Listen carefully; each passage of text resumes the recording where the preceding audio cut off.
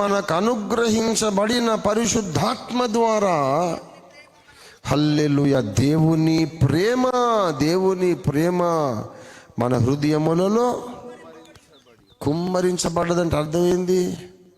ఒక చెంచాడు పోసిండ, ఒక చెంచాడు ఒక చుక్క, ఆ ఇంక్ ఫిల్లర్ ఉండేది పాతకాలంలో, దాంట్లో ఇట్లా ముంచి తీస్తే ఒక్కొక్క బొట్టు పడుతుంది.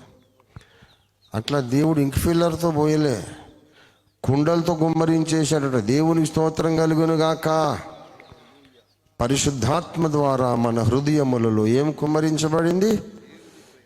దేవుని ప్రేమను కుండల కొద్దీ గుండెల్లో కుమ్మరించుకున్న విశ్వాసుల ద్వారానే సంస్కరణ సాధ్యమవుతుంది. దేవునికి స్తోత్రం కలుగును గాక. దేవుని ప్రేమతో నింపబడిన హృదయాలు ఎవరికి ఉన్నాయో వాళ్ళ ద్వారానే వధువు సంఘం సిద్ధపరచబడుతుంది.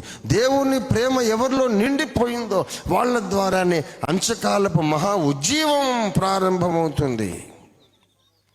ప్రేమ లేనోడు సిద్ధాంతం మాట్లాడితే చిరాకేస్తుంది.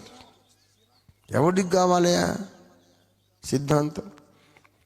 నీకన్నా గొప్ప సిద్ధాంతకర్త, గొప్ప వేదాంత పండితుడు సైతాన్.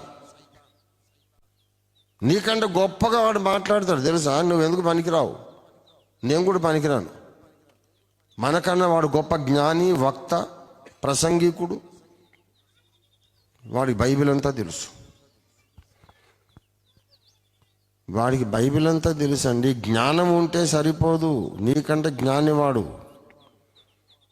జ్ఞానము నీకున్నందుకు దేవుడు నిన్ను వాడుకోడు. నువ్వు ప్రేమతో నింపబడితే నిన్ను వాడుకుంటాడు. జ్ఞానం ఉన్నందుకు దేవుడు వాడుకోడు. నీలో పరిశుద్ధత ఉంటే దేవుడు వాడుకుంటాడు. ఈ రెండు లేనోడేవాడు. సైతాను మహాజ్ఞాని, కానీ పరిశుద్ధత వానికి ఎప్పుడు ఉండదు, ప్రేమ కూడా ఉండదు, దీనత్వము సాత్వికం ఉండదు. వాడు గర్విష్ఠి, వాడు అపవిత్రుడు,